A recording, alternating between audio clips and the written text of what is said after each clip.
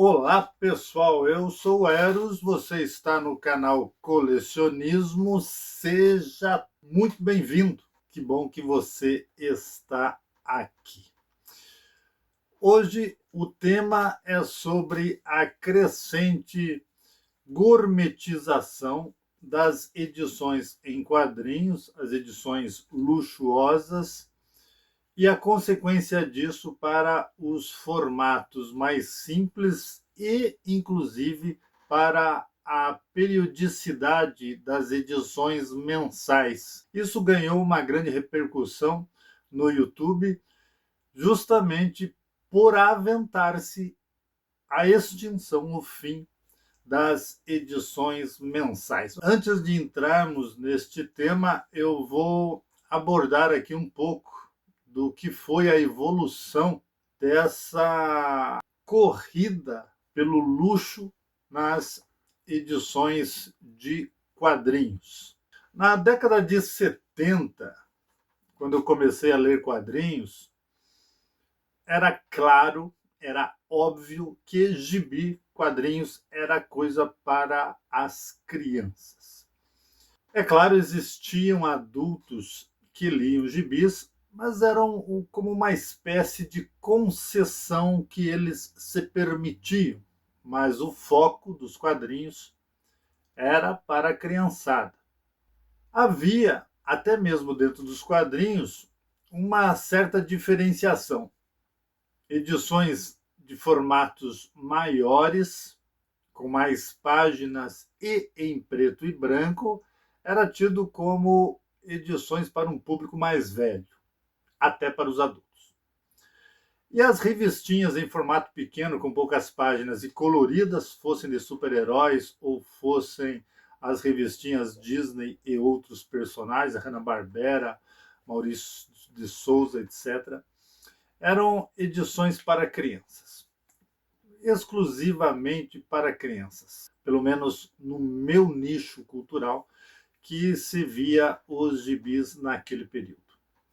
Os adultos se ocupavam com os livros, e os livros tinham duas linhas editoriais bem definidas. Os livros simples, os livros em brochura, capa mole, que eram os livros de maior acesso para o público adulto e para um público com um menor poder aquisitivo.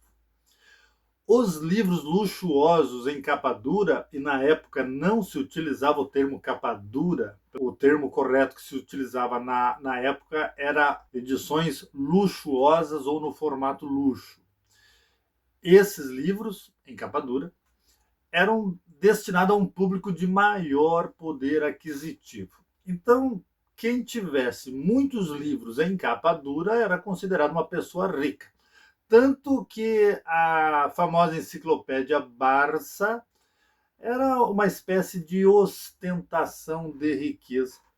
É bem verdade que ainda hoje os livros se mantêm nessas duas apresentações, capa dura e capa brochura ou capa mole.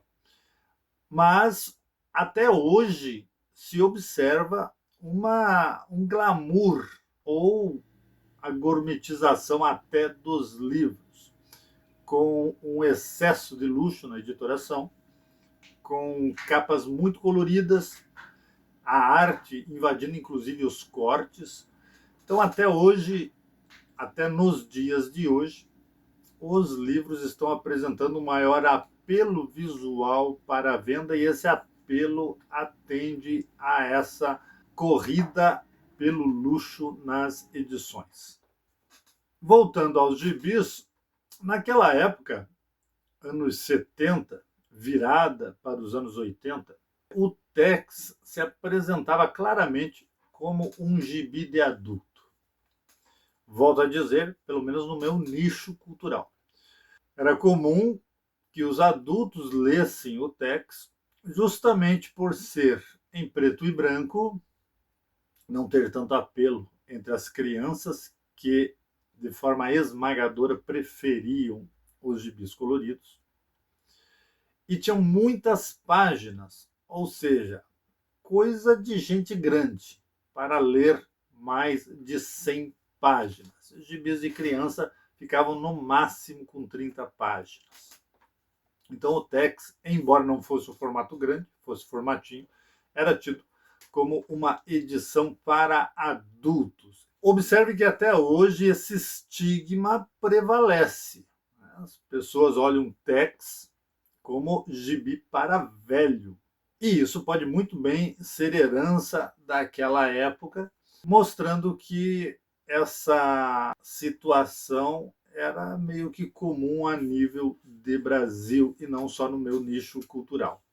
Nesse período, havia ainda uma herança lá dos anos 40 e década de 50, do forte enfrentamento que os gibis tiveram com uma demonização vindo dos Estados Unidos, também da França, contra as revistas em quadrinhos, gerando uma forte discussão social, inclusive com intervenção política aqui no Brasil no final da década de 40.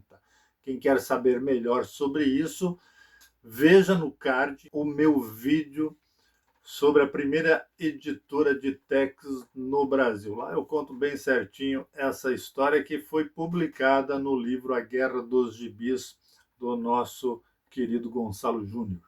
Então eu acredito que fruto dessa luta para valorizar os quadrinhos, lá na década de 90 começou a se investir no glamour das edições de quadrinhos, buscando luxo, tendo aí as apresentações em formato capa dura, coloridos ou colorizados, formatos maiores, e reunindo muitos arcos, já que antigamente as revistinhas para crianças eram em poucas páginas. Para mim, me dá nítida impressão que para tornar o gibi mais idôneo, para avançar no mercado, pegando a fatia de adultos, foi feita uma aproximação do gibi na sua identidade editorial, visual, com os livros de rico dos tempos passados. Afinal, livros com alto valor social eram os livros de capa dura, pois atingia as classes mais abastadas. Fazendo isso com os gibis, tornaria naturalmente os gibis reconhecidos com o status de livro. Vamos lembrar que exatamente na virada da década de 70 e 80, editoras já haviam investido neste ponto. Então, em 1979, a RGE lançou O Casamento do Fantasma em capa dura. Na época esse termo não existia, como eu falei, falava edição de luxo. Em 1980, a VEC, com o próprio Tex, lançou O Ídolo de Cristal, duas edições próximas que dão o pontapé inicial, por assim dizer, à gourmetização que mais tarde se tornaria tão comum entre os gibis.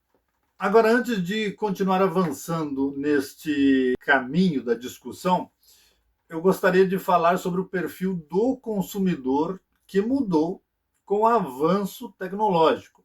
Então, veja lá, o consumidor da minha época, ele se comunicava ou pelo telefone com fio, ou por telegrama, ou por cartas escritas. Essa era a forma de comunicação à distância da minha época. As informações do Brasil e do mundo nos chegavam ou pela TV ou pelo rádio. Eram os únicos veículos de comunicação da época. Claro, tinha o cinema também. As classes sociais, nem todas tinham acesso a esses veículos de comunicação. TV e principalmente o telefone de fio eram coisas muito difíceis de se ter acesso pelo custo. Eu mesmo só fui ter televisão quando já era adolescente, televisão em casa. E telefone com fio eu só fui ter após casado. Então não eram meios acessíveis de comunicação. Por conta disso, a compra de gibis novos, só eram feitas de duas formas, ou na banca ou pedindo pelo reembolso postal via correio. Era a única forma de se obter gibis novos. Então, na época, era natural eu ter que me deslocar até uma banca para comprar mensalmente a minha edição. E não havia questionamento algum nesse sentido. Era normal comprar uma edição mensalmente, porque era assim que era vendido. Se a edição continuasse, não havia o que fazer, não havia quem reclamar. Se quisesse dar alguma dica, você tinha que escrever uma carta para a editora e rezar para que ela fosse publicada. E nem todas as edições tinham seções de carta. Então, a comunicação entre consumidor e quem ofertava o produto era praticamente quase nula. Pese sobre isso o fato de que gibi era coisa para criança. Então, se faltasse um gibi que eu estava colecionando nas bancas, os meus pais jamais iam se importar com isso. No máximo iam falar: nossa, que barbaridade.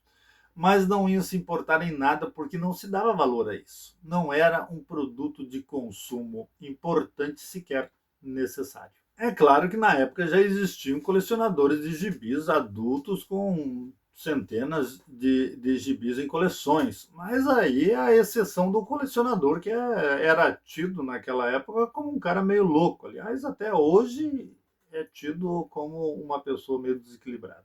Atualmente, com a implementação da internet e a comunicação em tempo real, o sentido de consumo mudou.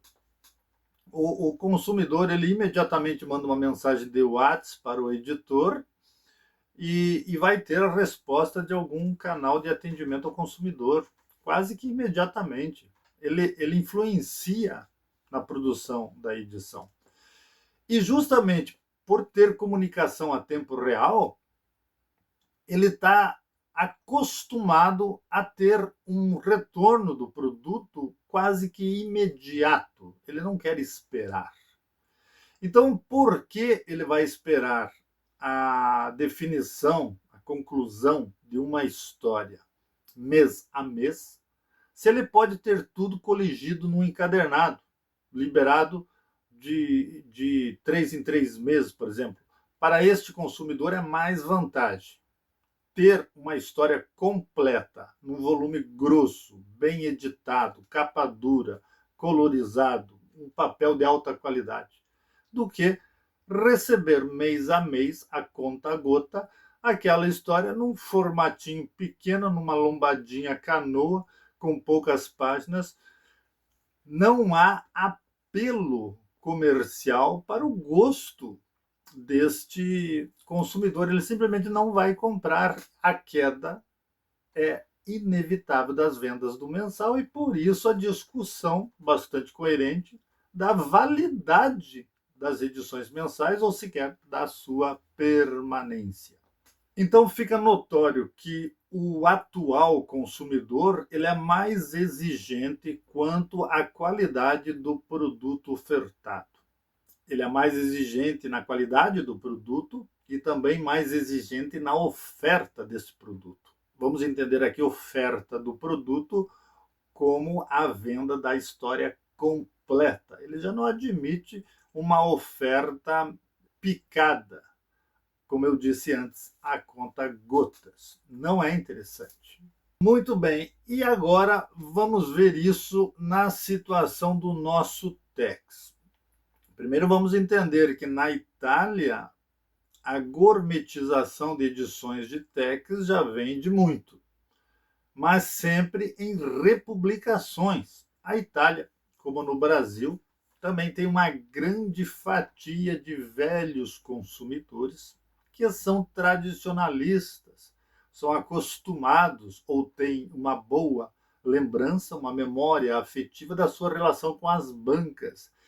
Então, para ele, a edição mensal rememora os bons tempos em que ia mensalmente às bancas fazer as suas compras de gibis.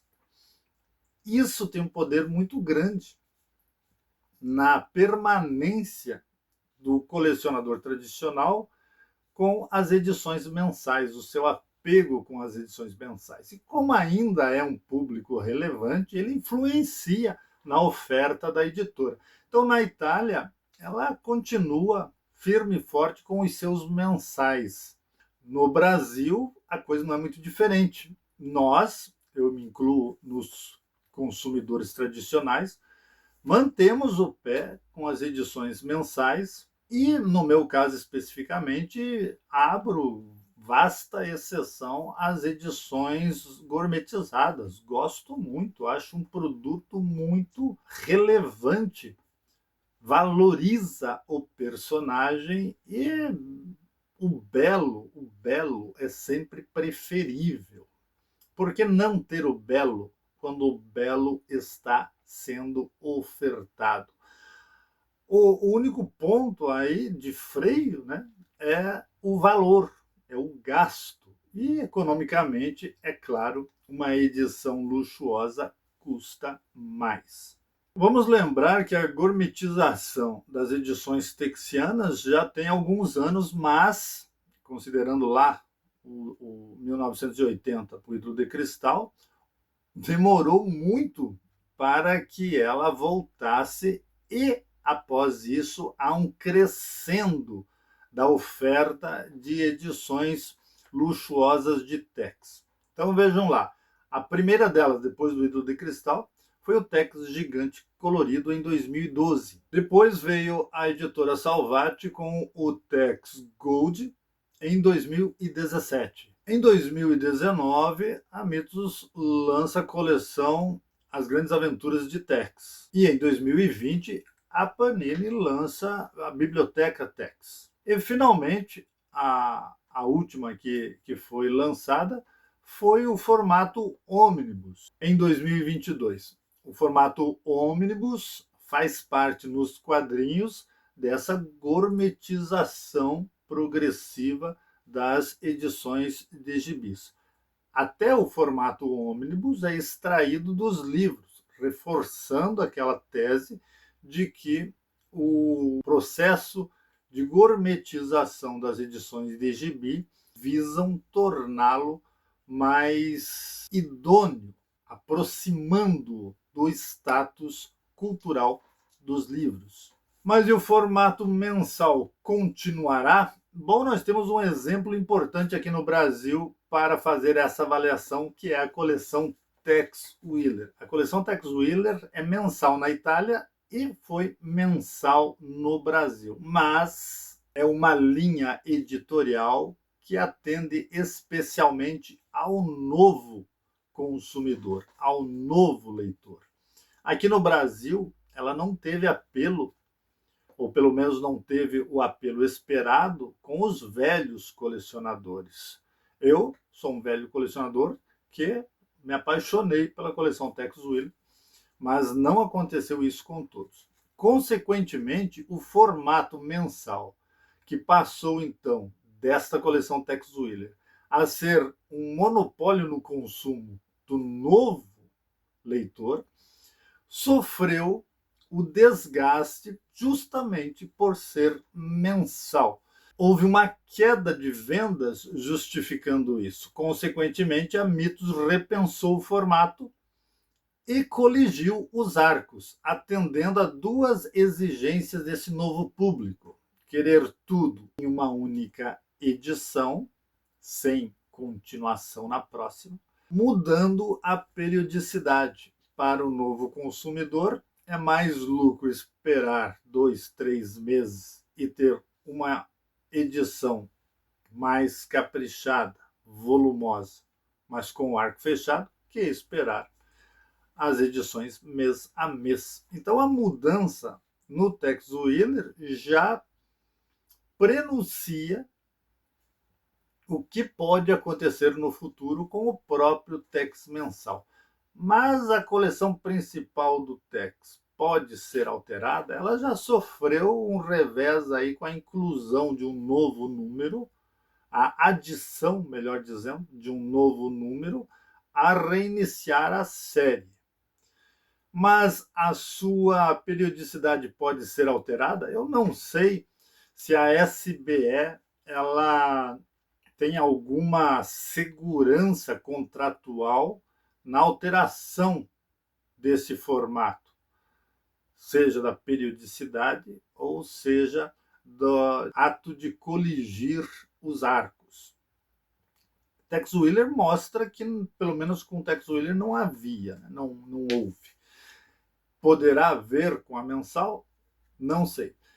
Mas o fato é que se um dia a Mitos abandonar o Tex, muito provavelmente a edição mensal será descontinuada. Aliás, pode nem ser necessário o Tex sair da Mitos. Talvez apenas com o afastamento do Dorival Vitor Lopes, que é declarado um fã de Tex, uma nova direção possa mudar esse quadro do nosso personagem. E nós poderemos ter no futuro aí o Tex mensal descontinuado e as edições ainda produzidas na Itália virem para nós coligidas, e nós teremos então um formato mais parrudo, com os arcos fechados em periodicidade bimestral, trimestral, semestral, sei lá como que isso pode se apresentar no futuro. O fato é que mensal ficou sinônimo daquele consumidor mais tradicional. Nós, consumidores antigos, estamos partindo. Não seremos nós a ditar o futuro editorial do Tex ou de qualquer outro personagem. Isso cabe ao novo público. E esse novo público já mostrou que tem outra preferência editorial. Se eu ainda estiver aqui, for testemunha de uma mudança dessas, eu vou encarar essa mudança como mais uma fase histórica do nosso personagem. Obrigado por estar conosco, forte abraço, até o próximo vídeo.